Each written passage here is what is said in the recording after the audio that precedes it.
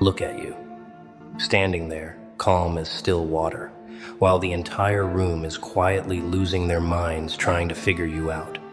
They're not just watching you anymore, they're studying you, dissecting every move, every decision, every silence, every step forward. And the more they watch, the more confused they get. Because nothing about you follows the script they wrote for you. Nothing about your rise matches the timeline they predicted. Nothing about your peace makes sense to people who are built on chaos. You weren't supposed to make it here. That was the quiet agreement they all had, wasn't it? The unspoken verdict they reached behind closed doors, over coffee cups and careful whispers. They drew a ceiling for you. They built walls around your potential. They handed you a story with a very specific ending. And you didn't read it. Or maybe you did, and you laughed. Because the version of you that exists right now is so far beyond the chapter they thought they could keep you in, it's almost poetic. This is the part where the world goes quiet. Not because nothing is happening, but because what's happening is so undeniable, so impossible to argue with, that the ones who doubted you don't even have language for it anymore. They've run out of explanations. They've exhausted their theories. They came armed with predictions, and every single one crumbled on contact with the reality of who you became. And now they're left with one burning, suffocating question scorching their chest. How? How did you figure this out? Before we go further, a quick word. This channel has been demonetized, and making this content takes everything. If these words have ever hit different, if this channel has ever been the voice you needed when no one else was talking to you honestly, then I'm asking you to support it directly. The link is in the description. A super thanks goes a long way.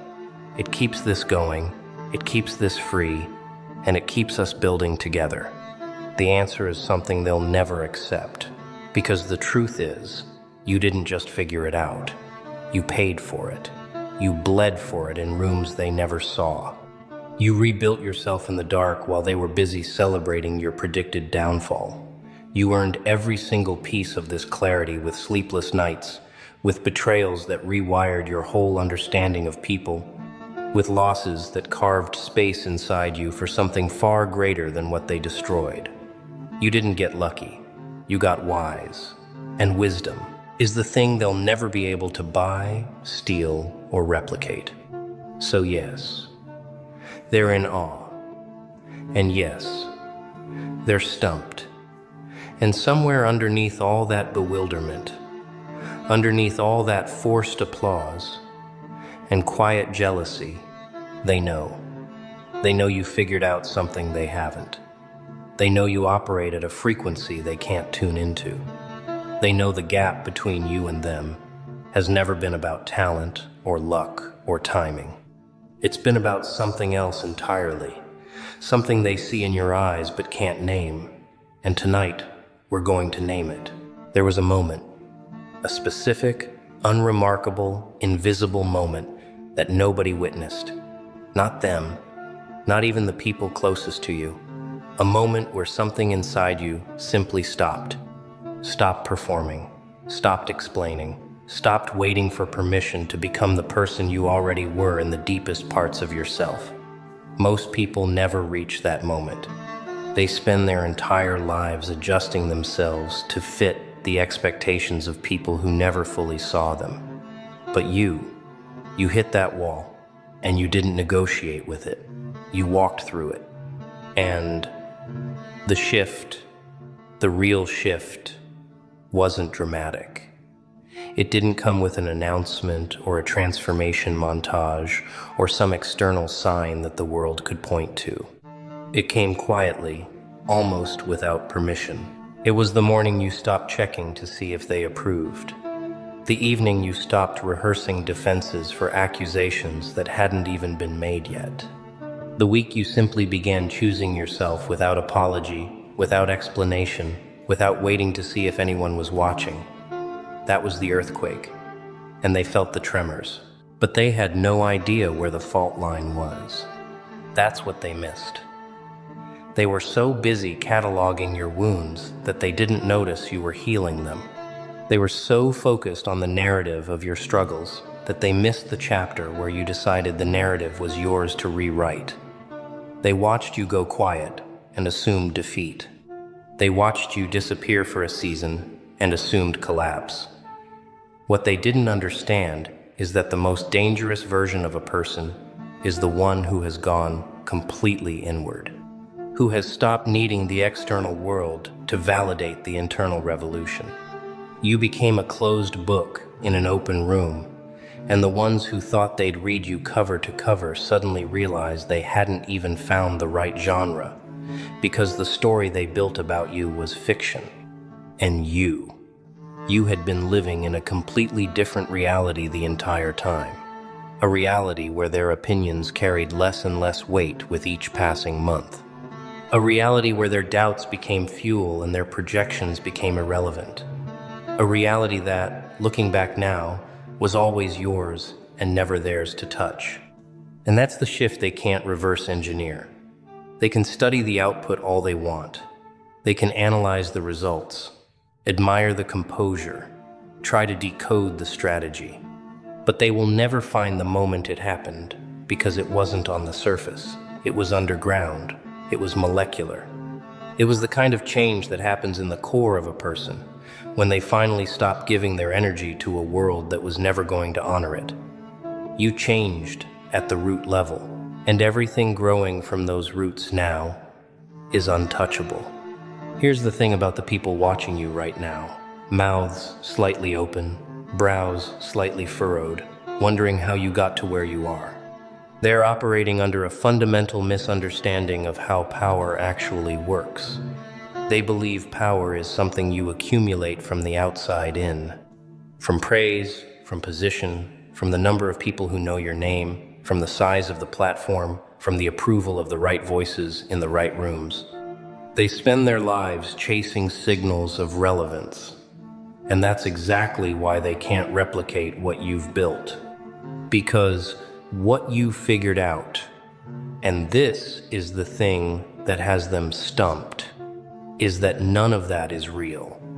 Not the kind of real that lasts.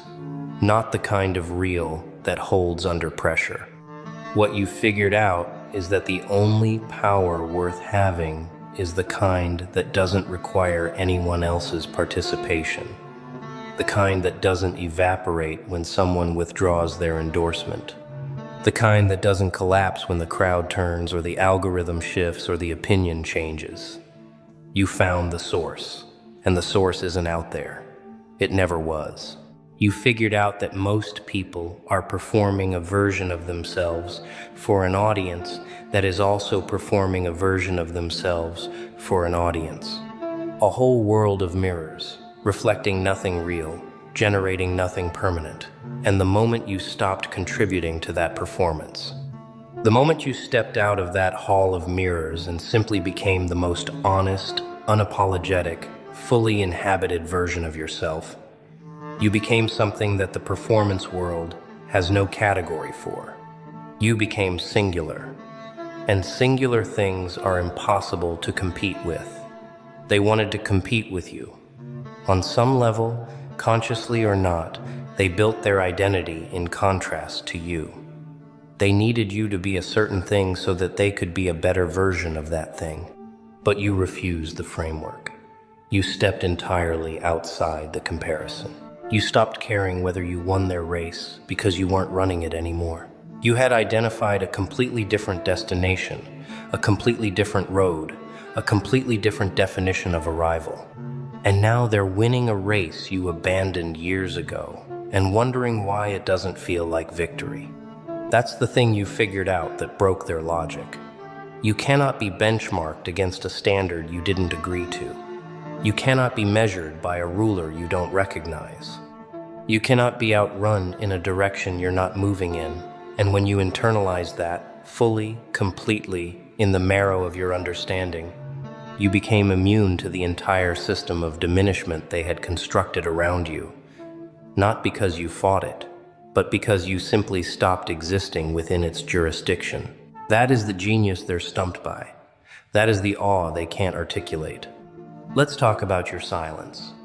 Because your silence has been the most devastating weapon in your arsenal, and the most misunderstood one. When you stopped arguing, they called it defeat. When you stopped defending yourself, they called it guilt. When you stopped explaining your choices to people who had already made up their minds, they called it arrogance. They had an interpretation for every version of your quiet, and every single interpretation was wrong, because what your silence actually was strategy at the highest level, whether you knew it then or not. There is a profound psychological principle at work in the person who refuses to engage. When you do not react to someone's provocation, you rob them of the very thing they were seeking. The reaction, the proof that their words reached you, the evidence that their opinion holds power over your state. Without that, they are simply talking to themselves in an empty theater. And at some point, even the most committed provocateur grows exhausted performing for an audience that has left the building. Your silence starved them, methodically, completely, without a single raised voice. But here's what made your silence different from avoidance, from running, from the kind of quiet that comes from fear. Your silence was occupied. You weren't absent in that quiet. You were building. You were thinking, planning, learning, growing, healing, expanding in ways that the noise they generated would have prevented if you'd kept engaging with it.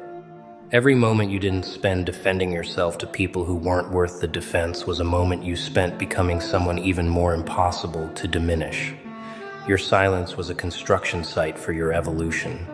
And they felt it.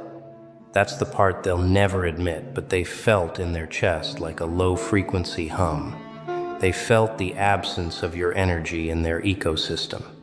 They felt the conversation shift when you stopped participating in the drama. They felt the power dynamic realign in real time as you withdrew your attention from the theater of their expectations. Because attention is currency, and you stopped spending yours on them, and when that happened, when the account ran dry, they realized exactly how much of their sense of self had been funded by your engagement, and they panicked. That panic is what you're seeing right now when they look at you with that expression, that mix of admiration and something that isn't quite respect but is one step below it, acknowledgement, reluctant, burning, unavoidable acknowledgement that something shifted in the dynamic and they are not on the winning side of it. They needed your noise to drown out their own. And in your silence, they were forced to hear themselves. And what they heard wasn't comfortable. Your peace exposed their chaos, and they haven't forgiven you for it. There's a specific kind of intelligence that the conventional world doesn't have a test for. It doesn't show up on any metric they're trained to recognize. It doesn't announce itself with credentials or vocabulary or the right affiliations. It operates beneath the surface of everything visible. And the people who have it tend to look, from the outside, like they're doing less, like they're quieter than they should be, like they're not working as hard, or competing as visibly, or climbing as loudly. Right up until the moment it becomes obvious they were building something no one else could see. That's the intelligence you carry. The kind that reads people before they finish speaking. The kind that senses what's underneath the surface of a situation long before the surface reveals it. The kind that understands that most of what people present as reality is performance, and that the real information lives in the gap between what they say and what they do. You develop that intelligence not in a classroom, not in any conventional training ground, but in the school that no one chooses voluntarily. The school of being repeatedly underestimated, misread, and discarded by people who thought they understood you. Every time someone underestimated you, you gained a lesson they paid the tuition for. Every time someone dismissed your perspective, you sharpened your ability to see what they were too comfortable to notice. Every time someone counted you out, you built a more comprehensive understanding of how people's biases and assumptions operate, and how to move completely invisibly underneath those assumptions, until the moment invisibility is no longer necessary. You became a student of human nature through the curriculum of surviving people who didn't see your nature clearly. And now that intelligence is everywhere, in how you move, in the way you respond without reacting, in the way you speak with precision rather than volume, in the way you choose your moments with a patience that reads to underdeveloped observers like passivity, but is actually the most aggressive form of strategy available. You don't swing wildly. You wait. You watch. You understand the whole board before you move a single piece. And when you do move, the game is already decided. They just haven't seen it yet. But you have. You always have. This is what has them stumped more than anything else. Not your results, though those are impossible to ignore. It's the methodology. It's the fact that they cannot trace your logic from where they stand. They cannot see the map you were using. They cannot identify the moment you made the move that changed everything. Because the move that changed everything was internal. And internal moves are invisible to external observers. They saw the outcome. They missed the entire process. And without the process, the outcome looks like magic. And it is a kind of magic. The magic of a mind that knows exactly what it's doing. Let's get into the architecture for a moment. Because the difference between what you built and what they built is structural. It goes all the way down to the foundation. And you cannot understand why one thing stands and another crumbles without understanding what it was built on. They built on validation, on the approval of people who were, themselves, building on the approval of other people. A pyramid of borrowed confidence, borrowed identity, borrowed relevance. Impressive on the outside, hollow at the load-bearing points. You built on something else entirely. You built on the things that remained after every borrowed thing was stripped away, after the applause stopped, after the support disappeared. After the people who said they believed in you revealed that their belief was conditional on your compliance. You built on what was left when all of that was gone. And what was left was the realest material available to any human being.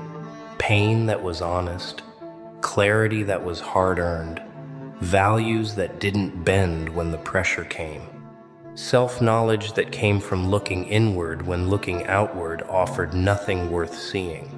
What you built cannot be replicated because the materials aren't available in a store. You can't purchase the specific combination of loss and resilience and self-examination that went into your foundation. You can't manufacture the particular quality of understanding that comes from being betrayed by people you trusted and choosing, deliberately, not to become someone who stops trusting. That is an extraordinary achievement. To be burned and come out warmer, to be broken and come out more structurally sound. That is not a common outcome. That is a you-specific outcome. Meanwhile, what they built is starting to show its cracks. Because things built on approval have a shelf life that's tied to the consistency of that approval. And people are inconsistent. Trends shift. Rooms change their minds. The people who were cheering yesterday need something new to cheer today. And if you built your entire identity on yesterday's cheers, today's silence is catastrophic. They're not just watching you in awe right now. They're watching you in awe, while quietly, desperately, trying to figure out how to stabilize what they built before anyone notices it's shaking. You don't have that problem. What you built doesn't require maintenance from outside sources. It doesn't need to be refreshed by external endorsement or protected from the changing winds of other people's opinions.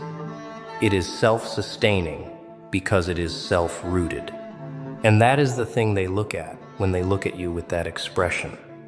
That thing in your eyes that reads as peace but is actually something stronger than peace. It's certainty. The quiet, unshakable certainty of a person who knows exactly what they're made of because they've already survived everything designed to unmake them. Every person who has ever underestimated you was playing a short game. They made assessments based on where you were at a single point in time and declared that the final verdict. They looked at one chapter and wrote the review for the whole book. They witnessed one season and predicted every future climate. This is the fundamental error of people who lack patience. The inability to understand that human beings, real ones, are not fixed points. They are trajectories, and a trajectory can only be understood over time. And time is the one resource they were never willing to invest in understanding you. You were always playing the long game. Maybe you didn't always call it that. Maybe in the beginning it was simply survival, simply refusing to give up, simply getting through the next day and then the next and then the next. But survival over time, especially survival that includes growth, is indistinguishable from strategy when you look at it in retrospect. You held on when they expected you to let go. You kept building when they expected you to abandon the project. You kept showing up for yourself when every piece of external evidence suggested there was no reason to. That holding on was the long game, and it won. The short game players. They sprint. They burn bright. They secure the quick win, the fast approval, the immediate satisfaction. And then they look up, and the race has extended far beyond where they stopped running. And you're still moving, steadily, deliberately, at a pace they couldn't maintain because they never trained for distance. They trained for appearance, for the impression of momentum, for looking like someone who is going somewhere rather than actually going somewhere. And appearances, no matter how convincing, don't compound over time the way actual movement does. Here's what compound growth looks like to someone who doesn't understand its mathematics.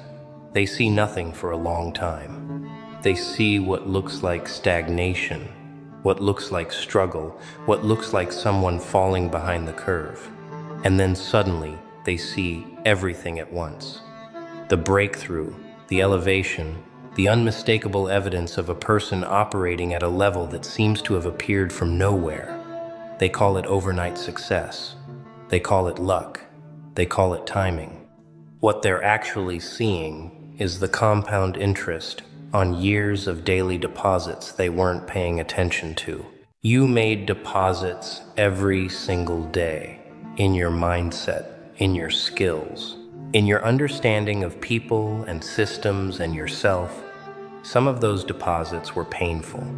Some of them were made under duress, in seasons when the only thing motivating the next deposit was the deeply held belief that it had to matter eventually. And it did. It does. The account is full now. And the interest is visible now. And the people who never saw the deposits being made are now staring at the balance in the account, wondering how you became wealthy in an area they're still broke in. The answer is every day you did the work, and they watched you do it, and decided it wasn't worth doing.